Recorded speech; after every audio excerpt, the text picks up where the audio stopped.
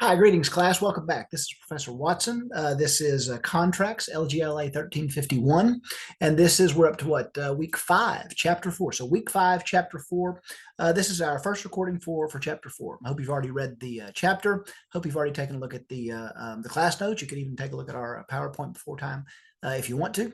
But this week, you may remember, let's back up a little bit. You may remember where this is contracts, and we talked about how important it is to always remember the fundamentals and to start from the beginning and to proceed systematically. In order to do that, you need to know what are, in a contract case, you need to know what are the elements of a valid contract. We discussed that there were 4 or 5 elements, right? There's the agreement, there's consideration, there's mutuality, legality, and capacity. And we'll talk about all of those this semester. Last week, we finally got around to talking about an agreement, right? We finally got around to talking about that first element. And so it might seem like the next thing to talk about is the second element, right? Consideration. Consideration is very important when it comes to contracts. If you don't have consideration, you don't have an enforceable contract. But before we get there, this week, we just talked last week about an agreement or an assent, right? A manifestation of mutual assent was our definition for an agreement. This week, we're going to take a little bit of detour, and we're going to talk about going to talk about invalid assent. What if you think you had agreement? Somebody thinks you've got something that looks like an agreement, it smells like an agreement, but somebody says, "Wait a minute, that's not what I agreed to," or "Wait a minute, there's some funny business going on." Look at my class notes. If you look at the class notes, it starts with, "Wait, I didn't mean to do this. This is not the contract I intended. They lied. They cheated. This isn't fair. Is this even enforceable? How can I get out of it?" Right? And that's what we're talking about this week, invalid assent, chapter 4. Okay. And it turns out, first of all, this is the law, right? There's always an exception. There's always an excuse or a defense. And so we always need to be aware of those. It also turns out that that maybe all these methods of invalidating assent, right, are even more complicated than establishing an agreement in the first place, right? Establishing an agreement is pretty easy. You've got an offer, you've got an acceptance, as long as you've got that mirror image, right? As long as both parties have agreed on exactly the same thing, then maybe you have a contract, or maybe you don't. And this week we're going to talk about the ways to invalidate assent, we're going to talk about invalid assent. That's chapter 4. Let me pull the PowerPoint up and let's see if we can get started, okay? This is a longer chapter, so we're definitely going to take our 2 full lectures this week. And let's see if we can get started with this one. Invalid assent, chapter 4.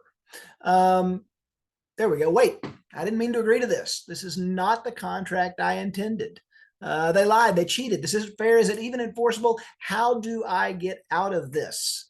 And so this week we're going to talk about what happens when that very first stage goes wrong. What happens when you tried to form an agreement and you've already got problems? We're talking about this concept of invalid assent. Remember, assent just means agreement, right?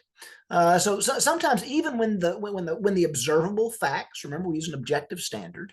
Sometimes even when the observable facts suggest that the parties to a contract did actually reach a mutual agreement, right? They really did reach that meeting of the minds, that manifestation of mutual assent.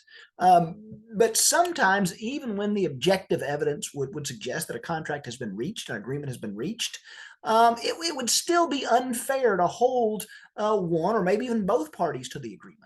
And the law recognizes that there are certain situations, certain exceptions where the court will not enforce an agreement, even though that agreement otherwise looks proper, right? But the courts are not going to enforce the agreement because of a problem that arose during that formation phase, at the time the agreement was allegedly reached, right?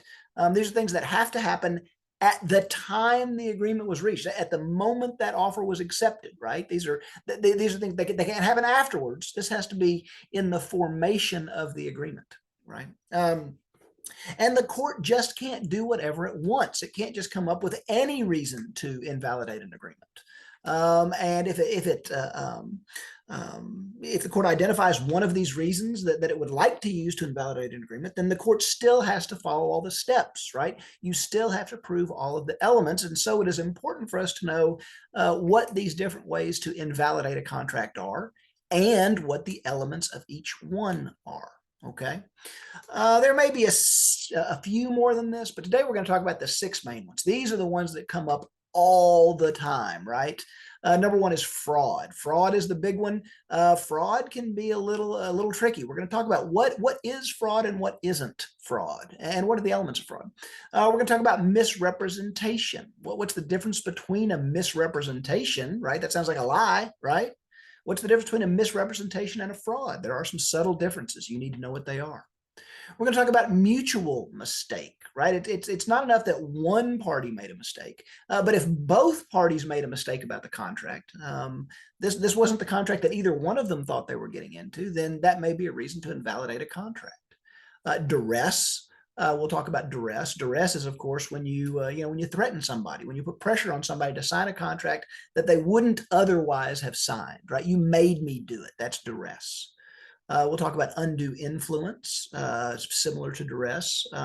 It's less forceful, but when you had some kind of duty, right, or when you had some kind of position where you could be a little more forceful. So duress may be, somebody held a gun to my head. Undue influence may be, I was taking care of Grandpa, and I let him know that if he wanted me to keep taking care of him, he better sign this contract, right?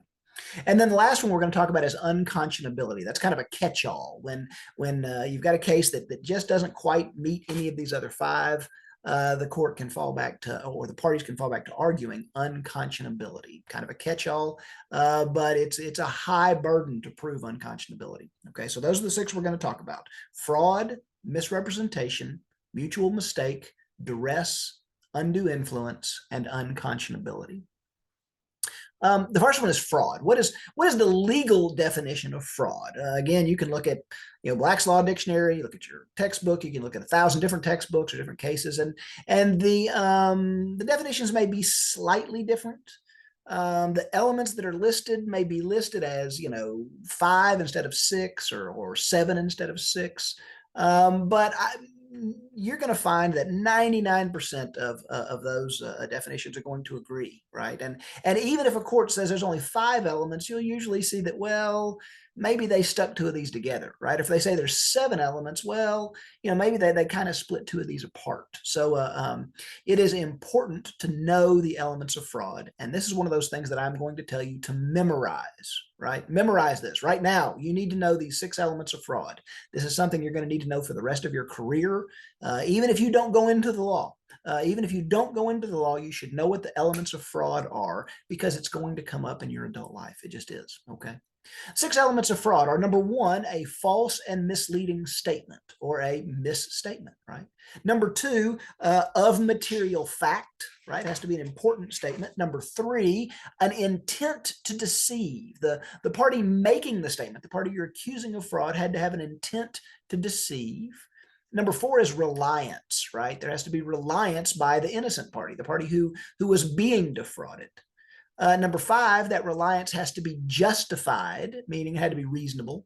And then number 6, the party who was being defrauded, the party who relied on the fraudulent statement, must have suffered some injury. Okay, so the 6 elements are a false or misleading statement, of material fact, with an intent to deceive, reliance that was justified, and damages or injury. Okay, memorize those. Keep that in your notes. You're going to need that for the rest of your career, and honestly, it would help if every adult understood the definition of fraud.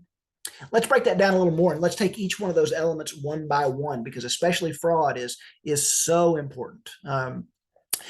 For fraud, we can have 2 different kinds of fraud. We can have something called fraud in the execution, or we'll talk next about fraud in the inducement. Okay, so fraud in the execution or fraud in the inducement. What is the difference? Okay, well, the difference is where or when did the fraud occur, right? At which phase did the fraud occur? Fraud in the execution is about fraud that goes to the document itself. Okay, fraud in the execution is a fraud that goes right to the nature of the, I guess, the agreement itself. Right, it need not be necessarily. You may not have to have a document. Maybe this isn't a written contract. But fraud in the execution goes to the agreement itself, right? When one party deceives another party into believing the nature of the document or the agreement is something different than what it actually is, right? The example I give you there on the slide is, if you're in the hospital and you hand somebody a piece of paper and you say, sign this, it's your lunch menu. Just sign at the bottom. I've already filled it in, right? You told me you wanted the soup and the pudding, right? Okay, sign at the bottom. This is your lunch contract.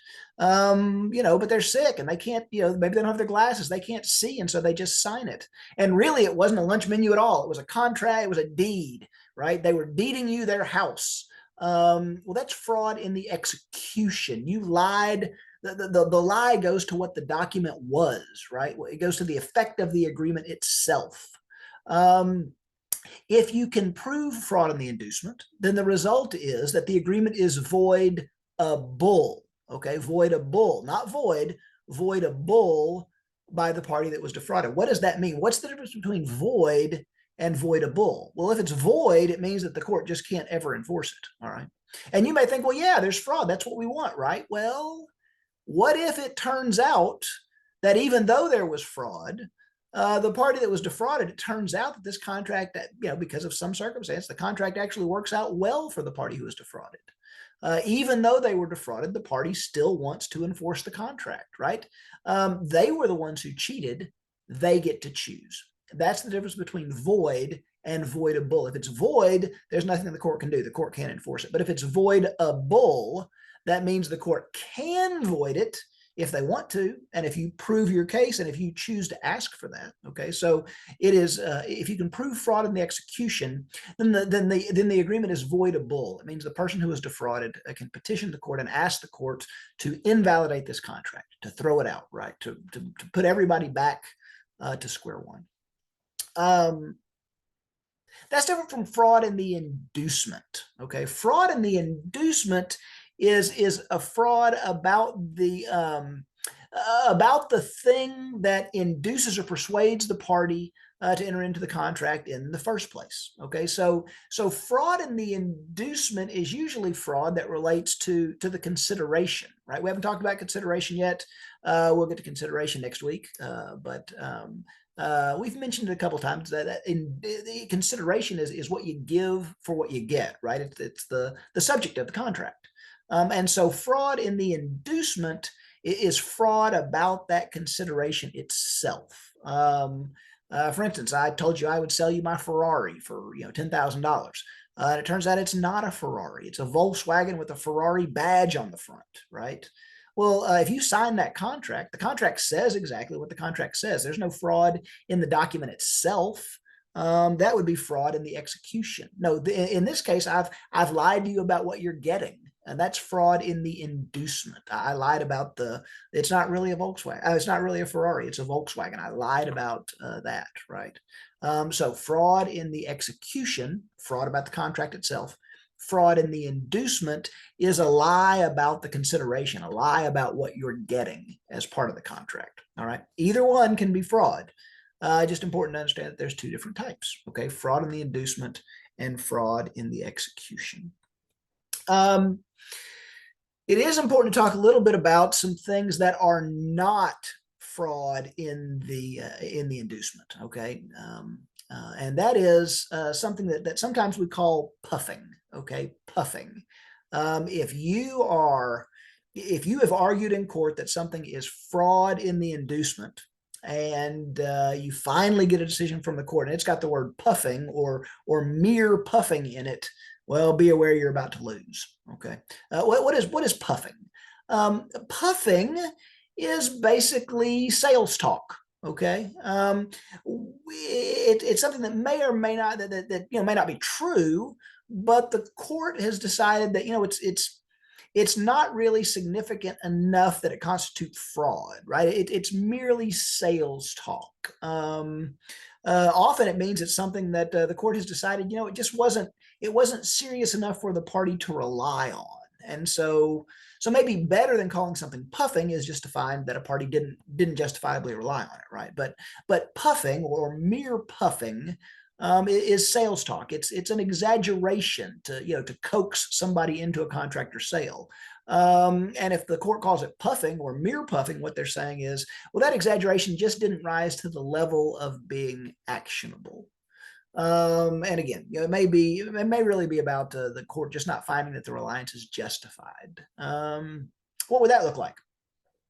Let's take my Ferrari example just a minute ago, right? So this time, instead of telling you that a Volkswagen is a Ferrari, I say, hey, you should buy this Ferrari from me. If you buy this Ferrari, man, this thing is a girl magnet. If you buy this Ferrari, you're going to get every single girl in town. You'll have so many dates, you'll be beating them off with a stick. You won't be able to, you won't have time to date all the women that'll be chasing you if you have this Ferrari, right? And so you're like, you know what? I've been single for a long time, right? COVID was rough on me. I got stuck in the house. I've lost all my social skills. Tinder sucks. I need to try something new. So I'm going to buy this Ferrari because the salesman just promised I'll get all the girls in town. And you buy the Ferrari and you drive it around town, and what happens? You got nothing. And so you call your lawyer and you say, you know what? That guy promised me, right? It was part of the contract. He promised me that I was going to get every girl in town, and I didn't. And so that's fraud, right? That's fraud. A judge there is probably going to say, no, that was mere puffing, right? That was just sales talk.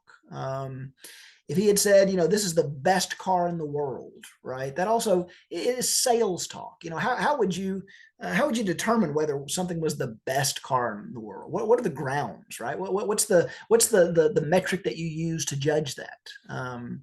And besides, I think anybody would see, well, that's just exaggeration, right? That's just something that a salesman was saying to try to make the sale. Nobody would really have relied on it.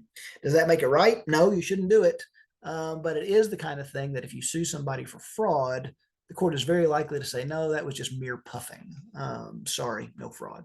You should have been a little more wary, right? You should have been a little more responsible yourself. Sorry, Charlie. Next issue on fraud that we ought to talk about is silence. Can silence ever be fraud? Right. The first element we've talked about. The first element of fraud is that there has to be a misstatement. So can silence ever be fraud? Right. If somebody just doesn't say anything, well, then it can't be fraud, right? Because there's no misstatement. Not quite. There are some rare circumstances where silence can be fraud, okay? Where even though you didn't say anything, a court could still find that a contract was invalid because of fraud, okay? But only when the party that was silent had some other duty to speak, right? They should have told me this, and since they didn't, that's a misstatement. When another party has a legal duty to speak or to disclose a certain fact, and then they knowingly conceal the truth, that can be fraud, okay? There can be a couple of different sources of that, right? Like there may be a legal duty. If you're buying real estate, maybe you're buying a piece of property that is now a convenience store, but it used to be a gas station. And so there's gas tanks under the ground, and they may have been leaking. That may have led to some environmental issues. There's some federal laws that say you have to disclose that because that may be extremely expensive to clean up, and that duty may be on the new owner. And so you may have a duty to disclose whether or not there are or there ever have been underground gas tanks on this property. And if the other side asks you and you just never answer, that silence is still probably fraud because you had a duty to disclose it, right? Even if they didn't ask, you had a duty to disclose it. And if you don't, that might be fraud. Could also be fraud if you created the duty yourself, right? You said something that was true when you said it, but it has now become untrue, right? In that situation, it may be fraud if you don't go back and correct your prior statement. Okay, so can silence be fraud? Yes, but only in very limited circumstances. And those circumstances are where there is something that creates a duty to speak. Either there's a law that says you have a duty, you have an affirmative duty to tell people these things, whether they ask or not, or where you're clearing up a misstatement, right? Or a statement that was true when you said it, but now it has become untrue, right? You're selling a house and you tell people that it sits on 2 acres, and when you made the statement you really thought it was 2 acres, so that's not a lie. But then you had it measured and it turns out it's only 1.5 acres. Well, you told them it was 2 acres. They're relying on that. I mean, that's important, right? I mean, if you're buying property, you want to know how much property you're buying. You told them it was 2 acres, and that was true when you said it. Not that it was 2 acres, but you said you thought you were telling the truth. So that's not fraud. But now it turns out you found out you're wrong. You probably have a duty to disclose that, and if you don't, your silence can be fraud. All right. Let's talk about the elements of fraud. Back up one. Fraud always requires an intent to deceive, okay? An intent to deceive. And what does that mean? It means that that an accidental misstatement is not fraud. Now, remember, we're going to talk about misstatement is one of those 6 ways to invalidate a contract. And so a misstatement may still be a way to invalidate a contract, but a misstatement alone is not fraud. Okay, the misstatement, in order to be fraud, that misstatement has to require an intent to deceive. All right, and think about that. What does that mean? It usually means that the speaker had to know that what he was saying was untrue, right? How can you intend to deceive someone if you think you're telling the truth, right? Now we can peel that onion a little bit thinner. We can get into a little bit of a gray area. What if you know that you don't know the truth, right? What if somebody asks you, is there oil under this house, right? I'm buying a house, but I want to buy those mineral rights too. Is there oil under this property? And you say, oh, I'm sure there is, right? Or, oh yeah, sure there is. And can you come back later and say, well, I didn't know there wasn't oil. Yeah, but you knew that you didn't know one way or the other, right? If you had said could be, that would have been true, but you said yes, and you knew that you didn't know. All right. So that can be fraud as well. So fraud requires, again, that intent to deceive, that you knew what you were saying was not true, or that you knew that you didn't know, right? You knew that you didn't know, but you asserted something as true anyway. I guess I should make one more point that's not on this slide. Timing is so important, right? That intent to deceive has to exist at the moment you make the statement, right?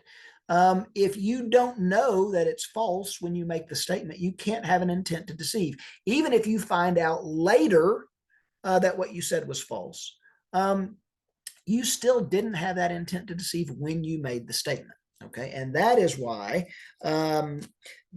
honestly, we plead fraud. Like 90% of the time, if you bring a breach of contract case, you plead fraud, right? Because somebody signed a contract and then they didn't follow through. They're a big fat liar. That's fraud, right? And the answer is no, not usually. Sure, in 90% of contract cases, probably we plead fraud. And 90% of the time when we plead fraud, the court throws it out. Why? Because they didn't have that intent to deceive at the moment they made the statement. Okay, so if I promised to pay, you promised to pay me $1,000 if I promised to paint your house on Friday, and I promised to paint your house on Friday, and then Friday comes around and I just don't show up, right? You can sue me for breach of contract, but you can't sue me for fraud. You can sue me for fraud, but you're not going to win. And you're going to say, well, he lied. He said he was going to paint my house on Friday, and then he didn't paint my house on Friday. Okay, so I breached the contract, But in order for it to be fraud, you have to prove that intent to deceive. So you would have to prove not only that I didn't show up and paint your house on Friday, you would have to prove that I didn't intend to paint your house when I said that I would. Okay. If you can prove that I never intended to paint your house at the moment I said I would, well, then you may have fraud. Okay. But otherwise, if I just promised to paint your house on Friday and then between then and Friday, I just changed my mind, right? Or something came up where I decided, you know what, I don't like them. I'm going to breach this contract. That's not fraud because you didn't have that intent to deceive at the moment you made the statement. All right. That's an important distinction because, again, like I said, we plead fraud in maybe 90% of the breach of contract cases that we file. And again, 90% of the time we know they're getting thrown out. We just do it to scare the other side, I guess. Think that we'll talk about the results of fraud in a minute. But we're trying to threaten them with something called punitive damages. Okay. You get punitive damages with fraud. If you can prove it. And so we plead it. Maybe it scares the other side. Maybe it doesn't. Or maybe their lawyer looks at it and goes, you know what? This isn't going anywhere because 90% of the time, fraud claims get thrown out if it's just a breach of contract because they can't prove I intended to defraud them when I made the statement. Okay. All right. We got that. Let's move on a little bit. Let's see. There we go. In addition to that intent to deceive, there we go.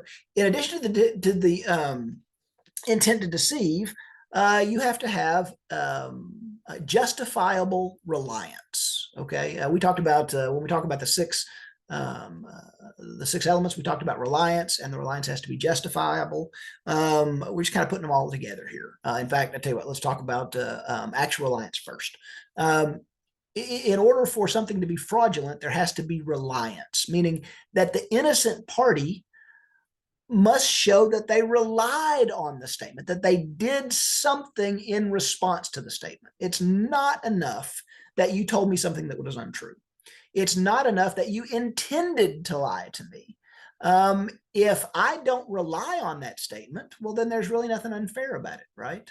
Well, what might that look like? Well, what if you said something that was untrue, but I never heard it, right? Or what if you said something that was untrue, but I didn't believe it, right? I mean, you told me I'd get all the girls in town, but when you said it, I was like, no, that's not true, right? Well, then it's not fraud. I didn't believe you when you said it, so it's not fraud. Or what if I just didn't care about it? Yeah, I heard you, and yeah, I believed it, but it just wasn't significant in my decision to buy this car, right? You said I'd get all the girls in town, but it turns out I'm gay. I don't really care about all the girls in town. You said it, I believed it, but I just didn't care. I didn't factor it into my decision making, right? If that's the case, then you didn't rely. Okay. In order to prove fraud, the defrauded party, the innocent party, has to prove that they relied on that statement, that they heard it, that they believed it, and that they took some action because of it. That action may be, yeah, I entered into this contract, right? Because they made that misstatement, because they lied, because I believed it, I entered into this contract. And if they hadn't made that statement, I wouldn't have entered into this contract. Well, that's reliance. Okay. Now, you don't always have to go that far. It doesn't have to be, well, if they hadn't made that statement, I would not have entered into this contract, right? It's enough to say, well, maybe I would have entered into the contract anyway, but that statement was very significant to me, right? That statement was important to me, and it helped sway my decision. That can be enough for reliance. It doesn't have to be just so absolute about this was the one thing, right? If it hadn't been for this statement, I definitely wouldn't have entered into the contract anyway. Well, that's definitely reliance, but you just don't have to go that far. Okay. That's actual reliance. That next element, though, was that reliance has to be justifiable. And that's one of the reasons I told you earlier that some courts may say there's 6 elements. There has to be reliance, and the next element, that reliance has to be justified. Some courts may say there's only 5 elements. They may say there has to be justified reliance. They stick those 2 things together, right? But so if we have reliance, we talked about that. What makes reliance justified? Well, what we mean there is that the innocent party's reliance was reasonable. okay, was objectively reasonable, using that objective standard that we use when we evaluate contracts. It means that that the court believes this wasn't just mere puffing. It wasn't something that, any darn fool would have known was a lie, right? The reliance has to be reasonable. Could a reasonable person have relied on this statement in making his or her decision? Okay, is that reasonable? So that's why I don't always like courts using that puffing or that mere puffing excuse. I think it would be better if they actually looked at the elements of fraud. And if they think that something was mere puffing, then what they're really saying is, yes, maybe you relied, but your reliance wasn't justified. It wasn't reasonable. Okay, because that was mere puffing. That was something that any damn fool would know was a lie. Nobody would rely on that, or no reasonable person would rely on that. All right. So you have to have a misstatement, a statement of fact, right, that is made knowing that it was false. You have to have that, or that was false. Then you have to have that intent to deceive, which means that generally means that you knew it was false, right, or that at least you knew you didn't know. Then you have to have reliance, meaning that you believed that statement and you did something relying on the truth of that statement. That reliance had to be justified, meaning that reliance had to be reasonable. It wasn't unreasonable or silly or ridiculous. And then you had to have some kind of damages. All right. What are damages?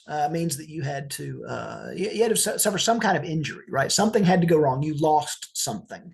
You didn't get what you were entitled to. You paid way too much for something.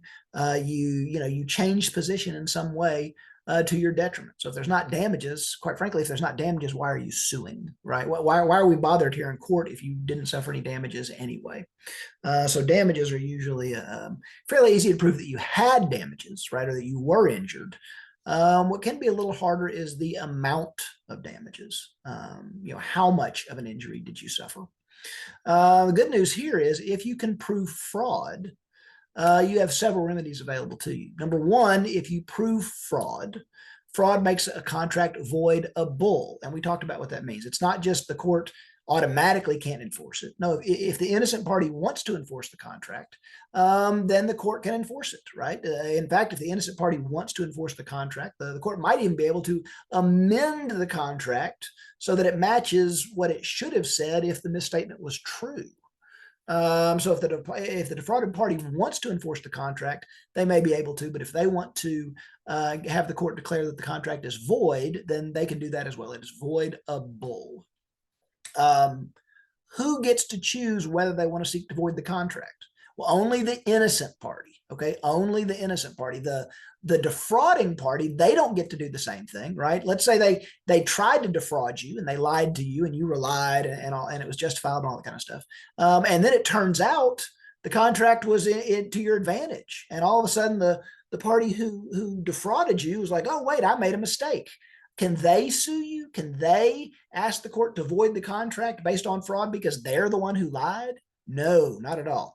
That is a choice that only the innocent party gets to make. The innocent party gets to decide whether they want to void the contract or whether they want to seek to enforce it. Okay. Next thing that the defrauded party can do is they can sue for damages. Any damages they suffered, any injury they suffered because that underlying fact was not true. Maybe that means you just want to void the contract and get your money back, right? You can do that. That's one type of damages. Another type of damages would be you could sue the other side for the difference between what you got and what you should have gotten if they hadn't defrauded you, right? Let's go back to my Volkswagen versus Mercedes example, right? I said, hey, you should buy or Volkswagen versus Ferrari. I said, you should buy this car, for me for $10,000. It's a Ferrari. And so you buy that Ferrari, and it turns out it's a Volkswagen. It's a Volkswagen with a Ferrari badge on the front. You could sue to void that contract and get your money back, get your $10,000 back, or you could sue for damages and say, you know what? If this had actually been a Ferrari, it would have been worth $50,000. So I don't want my money back. I want my Ferrari. And if he can't give it to me, then, you owe me $40,000 in damages, right? If the car's only worth, if it was a Ferrari and it would be worth 50, but instead it's just a $10,000 Volkswagen, well, then I've been damaged $40,000, right? So if you can prove fraud, you can seek to invalidate the contract. You can sue for damages. But you can also sue for punitive damages, right? Punitive damages. And I mentioned earlier, punitive damages are the reason that we always try to plead fraud if we can, right? If there's any hope of pleading fraud, we do it because we can try to menace the other side with this concept of punitive damages. What are punitive damages? Well, punitive damage, regular damages, right? Regular damages, we'll talk about more of this at the end of the semester. Generally speaking, the job of the courts is to repair wrongs, right? To put people back in the position they would have been in had they not been wronged, right? Had they not been defrauded. So again, that may be canceling the contract and giving you your money back, right? You're back in the position you would have been if you hadn't been defrauded. Or maybe that's awarding you the difference between the value of the Ferrari you thought you bought and the Volkswagen you actually bought, right? That puts you back into the position you should have been had there not been fraud, right? You thought you were buying a $50,000 Ferrari. Instead, you got a $10,000 Volkswagen. So if we give you an extra $40,000, you'll be in the position you would have been in. That's the purpose of damages. It is not to make you rich, and it is not to punish the other side, all right? But that's where punitive damages come in. Punitive damages are specifically designed to punish the other side. Punitive damages don't depend on how much you lost or how much you were injured.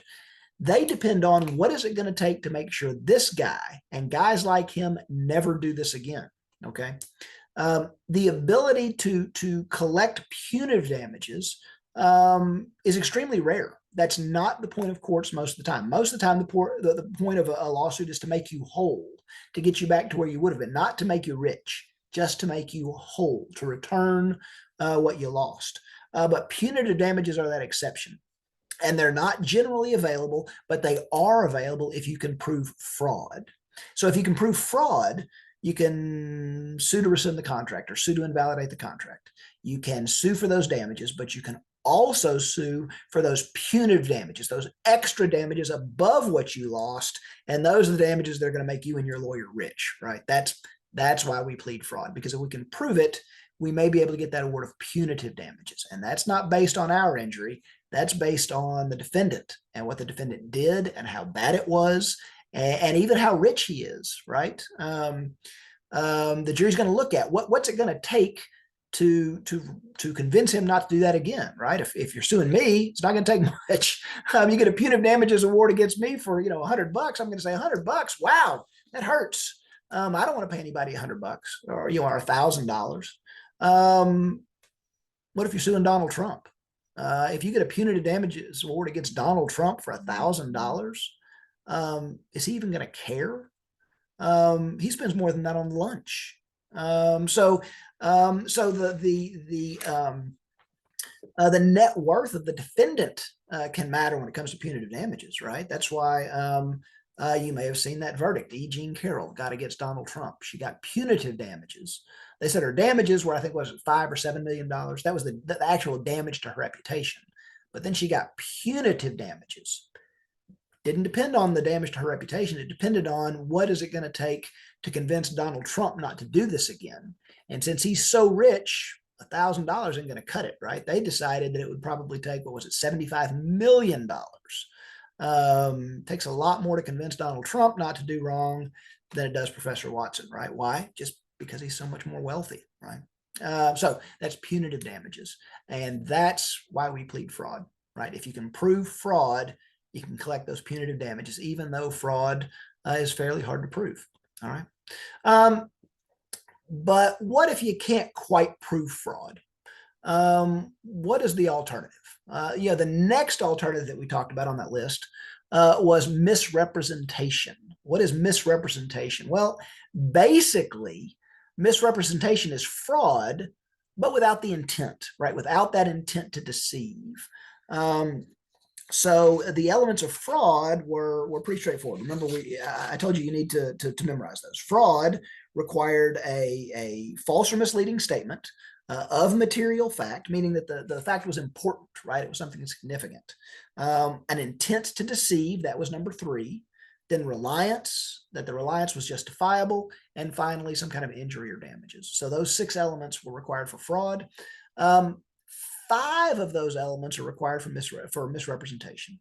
The only difference is for misrepresentation, you don't have to prove that intent to deceive, meaning you don't have to prove that they knew it was wrong, right? You can have a completely innocent misstatement, right? They said something that was untrue, you relied on it, and your reliance was justified. Well, that might be a misstatement, even if they didn't know it was untrue. All right.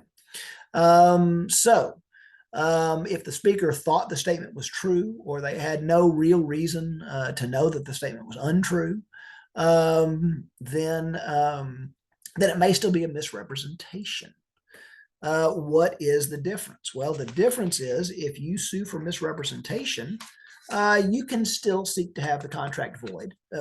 It makes the contract voidable.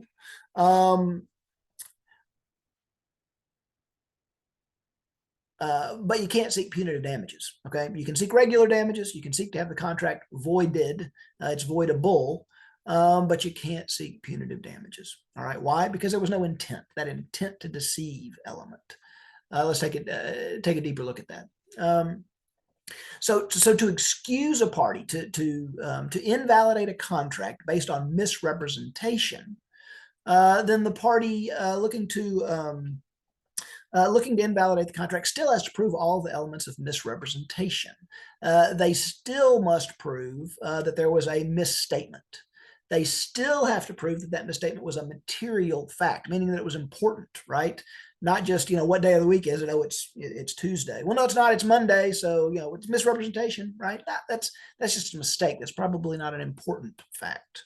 I want to sell you my car. How many miles does it have on it? Well, it has, 36,000 miles. Okay. Well, it turns out it has 36,200 miles. Is that a misrepresentation? I guess. Is that a material representation? An extra 200 miles? Probably not, right? It's just not that important. So again, you have to have a misrepresentation of a material fact. It has to be a material misrepresentation or an important representation. The innocent party still has to prove that they relied on the misrepresentation. You still have to prove that that reliance was justified. And you still have to prove that reliance resulted in some kind of detriment, some kind of injury to the innocent party. So you still have 5 of the 6 elements. You just don't have that intent to deceive. All right, that intent to deceive. And that changes the whole game. Again, misrepresentation makes a contract. It still makes a contract voidable. You can still seek to cancel or rescind the contract, right? Just get your money back. But you don't have to because it's voidable. If you want to seek to enforce the contract, you can still seek to enforce the contract the way that it should have been had there not been a misrepresentation. What might that look like? Well, you told me the car only had 30,000 miles on it. You really thought the car only had 30,000 miles on it. But it turns out the odometer cable broke, right? And so your odometer just wasn't turning. And you're as shocked as anybody. But when we checked the computer, the car actually had 60,000 miles instead of 30. Is that a misrepresentation? Yes. Is that a material fact? Well, 30,000 instead of 60,000, that's probably a big difference, right? Did you know it was a misstatement? No, you thought you were telling the truth. Okay. Well, did I rely on it? Yes. Did I rely on it to my detriment? Yeah. I got a car that had 30,000 miles more than I thought. So I can choose to void the contract. I can ask the court to undo that contract and just give me my money back and go back to square one. Or I can ask the court to enforce the contract, but enforce the contract as if there hadn't been fraud, right? Instead of having a car with instead of paying for a car with 30,000 miles, I should have paid for a car with 60,000 miles. So maybe I can ask the court to adjust that for how much less is the car worth with 60,000 miles instead of 30,000 miles. I want to keep the car, Judge. I want to enforce the contract. I just want damages for that misrepresentation. All right. So you can void the contract. But because that you're missing that intent element, if you're suing for misrepresentation, you cannot seek punitive damages. So you still have the other remedies. You can void the contract, you can enforce the contract and sue for damages, but you don't get the punitive damages, right? So the court can make you whole, but the court can't make you or your lawyer rich, right? Punitive damages only come with a fraud determination. All right, so that's the difference. Fraud is much harder to prove. Because you have that extra element. You have to prove what the other side was thinking. You have to prove that they knew they were lying when they said it, not after the fact. If they found out it was a lie later, then it's just a misrepresentation. But you have to prove that that they were lying when they said it, and they knew they were lying when they said it, or they should have known they were lying when they said it, in order for it to be fraud. If not, well, then you just have misrepresentation. It's still actionable.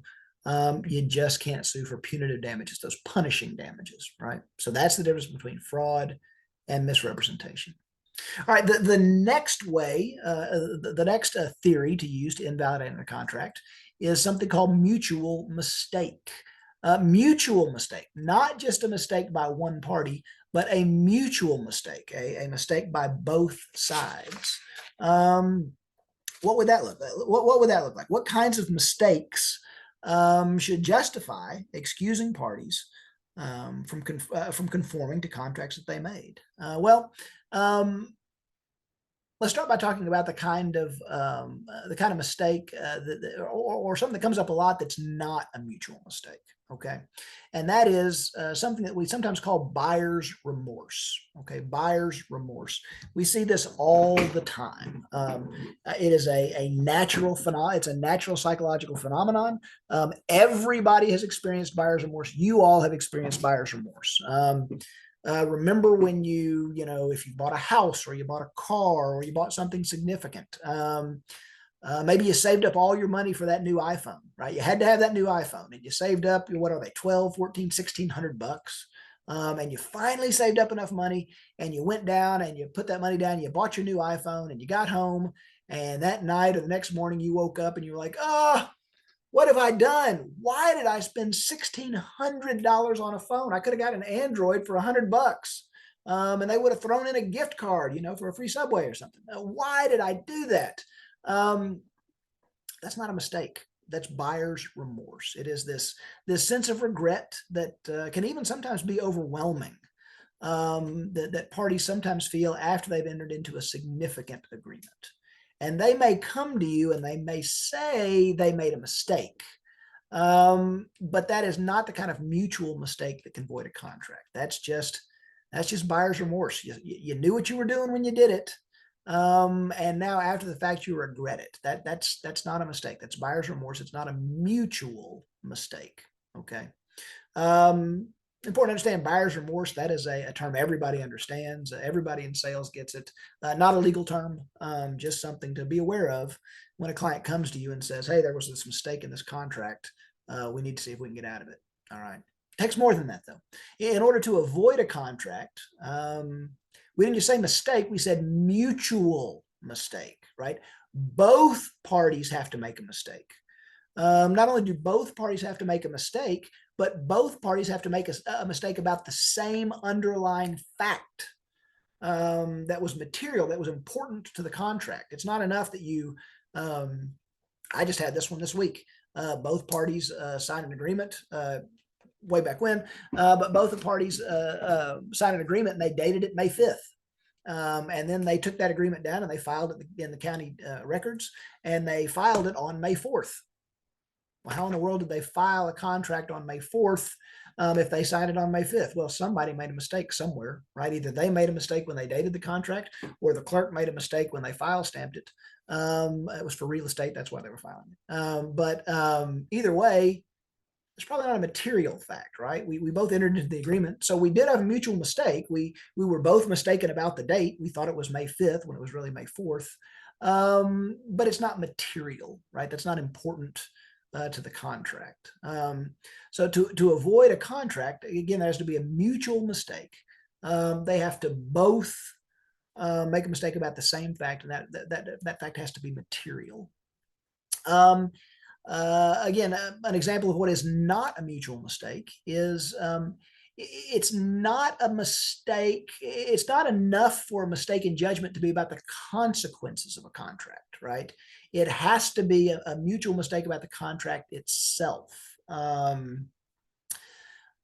me give you an example. If I'm selling my ranch and you want to buy my ranch, and I think my ranch is 1,000 acres and you think it's 1,000 acres too, right? Maybe we had it measured, or we've got an old survey and the survey said it was 1,000 acres. And so we enter into a contract, we complete the contract, you paid it, we're all happy. It turns out wasn't 1,000 acres, right? It was only 900 acres. Or let's go the other way. Let's say it wasn't 1,000 acres, it was 1,200 acres. It was bigger than we both thought. Well, now the seller might want to come back and try to void that contract based on mutual mistake, right? I thought it was $1,000 when I sold it. I thought it was 1,000 acres when I sold it to you. You thought it was 1,000 acres when you bought it, but it turns out it was actually 1,200 acres. We both had a mistake about the same fact. That fact is fairly material, right? 200 acres. That might be the kind of thing that the court would come in and say, yeah, we're going to let you set that contract aside, right? You both made a mutual mistake about the subject matter of the contract. But let me give you an example where maybe it's not a mistake about the contract itself. It's a mistake about the consequences of the contract.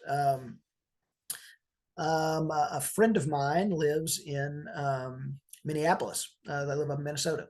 And Minnesota recently passed some legislation allowing for the legal sale of marijuana from licensed dispensaries. Okay. And so he had a client who rushed out and signed a lease with a landlord.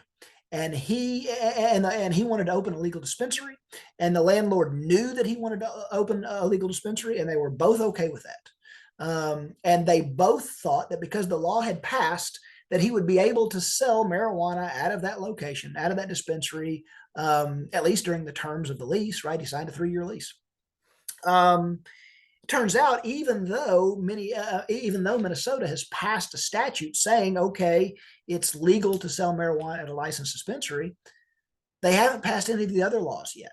Okay, they haven't passed any laws or passed any regulations about how to get a license for a dispensary, right? And the time on that lease has been clicking by. It's been more than a year now. He's been sitting on that property paying the rent. And he hasn't been able to sell pot out of his dispensary because he can't get a license because there's no way to get a license. The tenant, when he signed the lease, thought he was going to be able to sell marijuana out of that location legally. The landlord also thought that he was going to be able to sell marijuana out of that location legally. They both had the same mistake about the same fact, all right? But that fact is not controlled by the contract.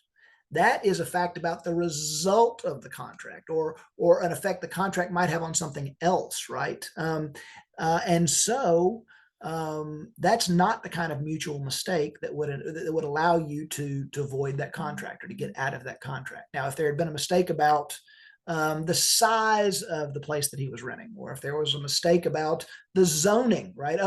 We both thought I could sell marijuana here, but because we both thought it was zoned commercial, but it's actually zoned residential, right? So we can't sell it here, something like that. Those would have gone directly to the subject matter of the contract, all right? But a mistake about the effect of the contract is not going to be enough to be a mutual mistake that would void a contract. Okay, so that's mutual mistake. That is the third way to void a contract. Again, let's get those bilateral words in here. A mistake must be mutual. It can't be unilateral. It can't be a one-sided mistake. A one-sided mistake not sufficient to avoid a contract. Again, unless it rose to the level of misrepresentation or fraud, but that's a different category, right? All right. So we've talked about fraud. We've talked using fraud to invalidate a contract.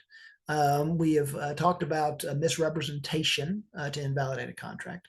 We've talked about mutual mistake to invalidate a contract. The fourth way to invalidate a contract would be duress. Okay, duress, right? Sign this contract or else. That might be duress. So what is duress? Duress is a wrongful threat, right? A wrongful threat. Make sure you get that adjective in there. It has to be wrongful. A wrongful threat intended to induce a party to do something or wrongfully forcing a party to do something, okay? Duress is a wrongful threat intended to induce a party to do something or wrongfully forcing a party to do something, right? So sign this contract or I'll break your arm. Sign this contract or I'll shoot you in the face. Sign this contract or I'll beat up your mother, right? Those are all duress. And if you can prove duress, then you might be able to invalidate a contract, right? A contract may be invalid or voidable if it was entered into involuntarily. And that's the thing. You got to prove that it was involuntary. You wouldn't have entered this contract but for that wrongful threat. All right. It's important to understand wrongful does not necessarily mean illegal. Okay. If the threat is illegal, then it's almost always wrongful. But even if the threat is not per se illegal, it might still be wrongful. It might still support a claim of duress. Okay. So what kinds of things might be duress? Well, a threat of physical force or a threat of physical violence is almost always sufficient to render a contract void. That's almost always duress, right? If you threaten to break my arm, you threaten to break my mother's arm, you threaten to break the arm of some random person who just happens to be walking by, right? That's a threat of physical force or a threat of physical violence. That is almost always sufficient to constitute duress, and also probably illegal. Economic threats, though, mental coercion, or other improper conduct may also be sufficient duress. If they are wrongful, the other side didn't really have any right to do it. May not be illegal, but they didn't really have any right or any reason to do it. And it forced you to sign a contract against your will, right? You did something involuntarily. That may be duress. Okay, what might that look like? Well, how about Tesla? Tesla's an awfully big company. And Tesla comes to you and says, hey, we want to buy batteries from you. We're going to pay you $100 a piece. And you say, man, that's not enough. And they say, well, if you don't sign this contract, we're going to run you out of business, right? We're going to go, we're going to tell everybody that not to buy from you, or we're going to go buy from all your competitors and run you out of business. Economic threats, that might be enough. We're gonna take actions to run you out of business if you don't sign this contract. Not illegal, but maybe enough to be duress, right? It coerced you to do something against your will. Be aware that not every threat is wrongful, right?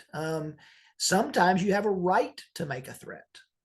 So if you say something like, if you don't sign this contract, I'll hurt you, well, that's always wrongful, right? That's that threat of physical violence. That's almost always going to be duress. Or if you don't sign this contract, I'll hurt somebody else. Wrongful, threat of violence, always going to be duress. But what about if you don't sign this contract, I won't love you, right? Is that duress? May not be very nice, but it's not wrongful, right? There's nothing against telling people that I won't love you. What about if you don't sign this contract, I won't feed you? Well, what if that person relies on you, right? What if you're taking care of your invalid grandmother or grandfather, right? And you're like, hey, you better sign this contract, sell me your house, or I'm going to stop feeding you. They rely on you.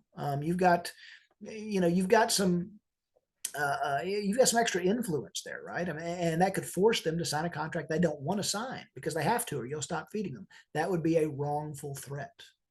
If you don't sign this contract, I'll ruin your business, right? That's a wrongful threat. Even though ruining your business may not be illegal, you have no right to go out and try to ruin somebody's business. You've got a right to go out and do business yourself, but you don't have a right to you don't have any legitimate interest in ruining somebody else's business. So sign this contract or I'll ruin your business. That's probably duress. Whereas let's look at the next one. Sign this contract or I'll sell to your competitor. Well, I've got every right to do that, right? I'm in business. I've got the right to sell to anybody I want to. And maybe you're worried about what that would do to your business. but I've got a right to do that. So sign this contract or I'll ruin your business, probably duress. Sign this contract or I'll sell to your competitor. No, you've got a right to do that. That is probably not duress. Okay. So, whoops. So that's the difference. Okay. What about when it comes to criminal cases? There's a good one. When we have plea agreements in criminal courts, what are those? Those are contracts, just like any other contract. They have some unique aspects, but a criminal plea agreement is a contract. What if the DA comes in and says, if you don't sign this contract, I'll seek the maximum sentence against you, right? I'm offering you probation, but if you don't take it, then I'm going to seek the death penalty.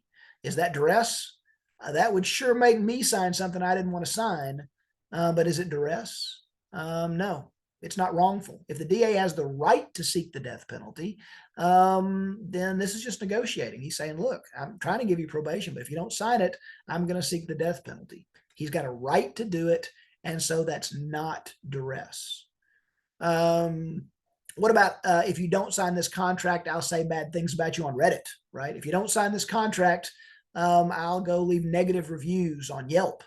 No, that's probably duress, right? You don't have any legitimate interest in saying false things, in leaving false reviews. In fact, what if you say, sign this contract or I'm going to leave a bad review on Yelp, or I'm going to leave a bad review on Reddit, even if the bad review is true? Well, now you get into a gray area there. You've got a right to leave bad reviews if they're true, but you don't have a right to hurt somebody if they don't sign a contract. That actually becomes extortion. Okay, so sign this contract or I'll say something bad or negative about you. That may also be duress. Okay. All right. Well, I'll tell you what, let's stop there for a minute because I think we've been going for an hour now. And I know that gets a lot to digest. So let's stop there on duress. And when we come back, I think we'll be on, when we come back, we'll finish up duress and then we'll talk about undue influence and we'll try to finish the chapter. Okay. Yeah, we're at an hour right now. Next one, I promise, will be shorter. And we'll get the rest of this chapter knocked out on invalidating assent or invalid assent. All right. See you at the next one. Thanks.